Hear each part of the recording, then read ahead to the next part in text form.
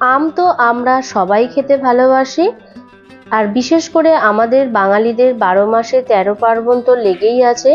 যে কোনো শুভ অনুষ্ঠানে কিন্তু আমরা পায়েসটাকে খুব শুভ বলে মনে করি। যেমন জন্মদিন, অন্নপ্রাশন, শ্রাদ্ধ, যে কোনো অনুষ্ঠানে কিন্তু আমরা পায়েস করে থাকি।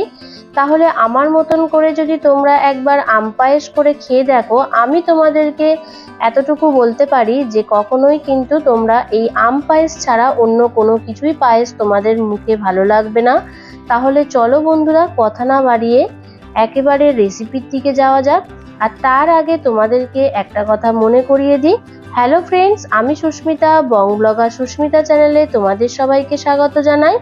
আজ রেসিপি আম পায়েস। ভিডিওটা ভালো লাগলে লাইক, কমেন্ট, শেয়ার ও সাবস্ক্রাইব করতে কিন্তু একেবারেই ভুলে যেও না। এখানে আমি 2 লিটার মতন দুধ ব্যবহার করেছি। আর 2 লিটার দুধের সাথে আর কি উপকরণে লাগছে আম পায়েস করতে গেলে সেগুলো সবই তোমাদের সাথে আস্তে আস্তে পরিচয় করিয়ে দেব। ততক্ষণ এখানে দুধটা ফুটতে থাকুক, তাহলে চলো ওদিকে দেখানো যাক। যেহেতু এটা আম পায়েস, তাই জন্য আমি এখানে 1 কেজি মতন আম নিয়ে নিয়েছি আর আমের পাল্পগুলোকে বের করে নিয়েছি। তবে তোমরা চেষ্টা করবে বাজার থেকে একটু বেশি মিষ্টি আম কেনার। তারপরে দেখো এখানটায় আম পায়েসের জন্য আমি গোবিন্দভোগ চাল নিয়েছি, তবে এই চালটা ছিল 100 গ্রাম। চালটাকে ধুয়ে নিয়ে জল ঝরিয়ে রেখেছি। কিন্তু আমি সচরাচর অনেকের দেখেছি পায়েস করাতে কিন্তু চাল ধোয় না, তবে আমি বলবো পায়েস করাতে কিন্তু চালটা ধুয়ে নেওয়া ভালো, অনেক নোংরা থাকে। তারপর জল ঝরিয়ে নেওয়ার পর দেখো এখানটায় আমি বড় চামচের 1 চামচ মতন ঘি দিয়ে দিলাম, দিয়ে ভালোভাবে মাখিয়ে নিচ্ছি।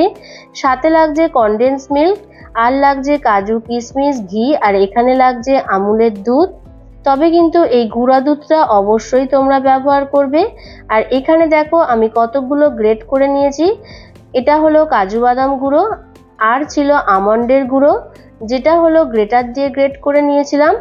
তারপরে মিক্সিং জারের মধ্যে আমের পাল্পগুলো দিয়ে দিলাম। কনডেন্স মিল্কটা যেটা দেখিয়েছিলাম সেটা কিন্তু সম্পূর্ণটা এখানটায় দিয়ে দিলাম। তবে তোমরা এর সাথে চিনিও কিন্তু একেবারে মিক্সড করে নিতে পারো, আমি কিন্তু চিনিটা পরে ব্যবহার করব।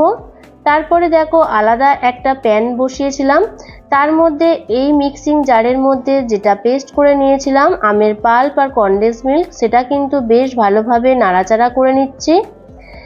আর এখানে চিনিটা একটু পরে আমি ব্যবহার করব। চিনি দেওয়ার পর দেখবে আরও অনেকটা পাতলা হয়ে যাবে, কিন্তু আস্তে আস্তে চেষ্টা করবে গ্যাসের ফ্লেমটাকে একেবারে লো টু মিডিয়াম ফ্লেমে রেখে অনবরত নাড়াচাড়া করতে, যাতে তলায় না লেগে যায়। এটা কিন্তু একটু ঘন ভাব আসলেই নামিয়ে নিতে হবে। তবে আমি এখানে 100 গ্রাম চাল ব্যবহার করেছি বলে এখানটায় আমি 100 গ্রাম মতন চিনি ব্যবহার করলাম। তোমরা যদি পায়েসে বেশি মিষ্টি খেতে পছন্দ করো তাহলে তোমরা তোমাদের মতন একটু বেশি চিনিও ব্যবহার করতে পারো। তবে এখানে কনডেন্স মিল্ক আছে আর আমটা যেহেতু মিষ্টি, তাই জন্য আমি চালের সাথে কিন্তু চিনির পরিমাপটা একইভাবে রেখেছি। তারপরে আলাদা আরেকটা প্যান নিয়ে নিয়েছি, সেখানে বড় চামচের 2 চামচ মতন ঘি দিয়ে দিলাম। ঘিটা যখন গরম হয়ে আসবে কেটে রাখা কাজু বাদামগুলো কেটে নিয়েছিলাম, সেই কাজু বাদাম আর কিশমিশটা দিয়ে কিন্তু ভালোভাবে নাড়াচাড়া করে ভেজে নিচ্ছি। পায়েসে আমি তোমাদেরকে একটা কথা বলবো, পায়েস করলে কিন্তু কাজু আর কিশমিশটাকে এরকম ঘি দিয়ে একটু ভেজে নেবে, পায়েসের টেস্টটা কিন্তু অসাধারণ খেতে লাগে। তারপরে তো তোমরা দেখে বুঝতেই পারছো ভাজা হয়ে এসেছে, ওটাকে সরিয়ে নিলাম। আর এদিকে দুধটা দেখো অনেকটাই কিন্তু ফুটে ফুটে প্রায় কমে এসেছে, চারিদিক থেকে দেখো কেমন শর্ট লেগে গিয়েছে।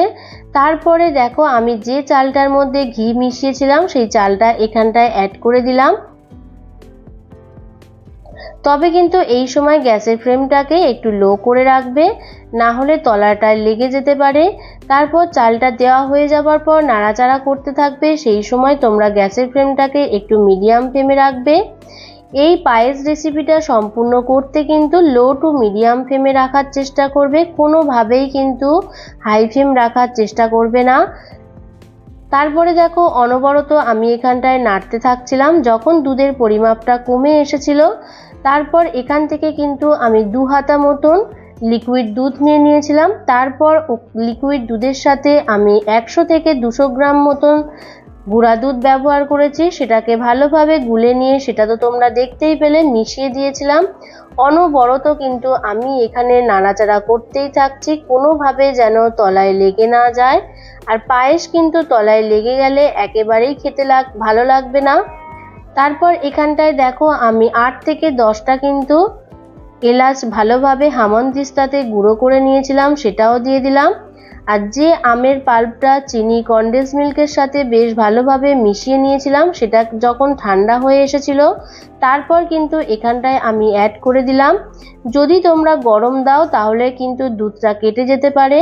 তোমরা চেষ্টা করবে আমের পাল্পের যেটা গরম রাখার চেষ্টা করেছিলাম সেটা যেন একেবারেই ঠান্ডা হয়ে যায়। যখন দেখবে পায়েসটা অনেকটা ঘন হয়ে এসেছে সেই সময় কিন্তু ঘিয়ে ভেজে নেওয়া কাজু আর কিশমিশটা অ্যাড করে দেবে, দিয়ে অনবরত নাড়াচাড়া করতে থাকবে। কি বন্ধুরা, দেখে তো নিশ্চয়ই লোভ লেগে গিয়েছে। বাজারে কিন্তু এখনো কিন্তু আম পাওয়া যাচ্ছে, তাহলে দেরি না করে ঝটপট তাড়াতাড়ি আমটা নিয়ে এসে বাড়িতে এরকম একটা সুস্বাদু পায়েস তৈরি করে খেয়ে দেখো। আমি তোমাদেরকে বলছি এই পায়েসটা খেতে এতটাই সুন্দর লাগে তোমরা ধারণা করতে পারবে না। আর আমি তোমাদেরকে সাজেস্ট করব এই পায়েসটা কিন্তু আলাদা আলাদা বাটিতে রেখে কিন্তু ফ্রিজের মধ্যে রেখে দেবে, যেমনভাবে তোমরা আইসক্রিম খাও ঠিক সেরকম ভাবেই খেতে লাগবে। দেখো দেখতে যাতে ভালো লাগে, চারিদিক থেকে কিন্তু আমন্ড আর কাজু বাদাম যেটা আমি গ্রেটার দিয়ে গ্রেট করে নিয়েছিলাম সেটা চারিদিক থেকে আমি এরকম ছড়িয়ে দিচ্ছি। তবে এটা দেবে আর উপর থেকে টুকরো টুকরো করে নেওয়া আমও আমি দিয়ে দিচ্ছি। এরকম ভাবে ফ্রিজে রেখে একবার তোমরা খেয়ে দেখো ঠান্ডা ঠান্ডা পরিবেশন করে।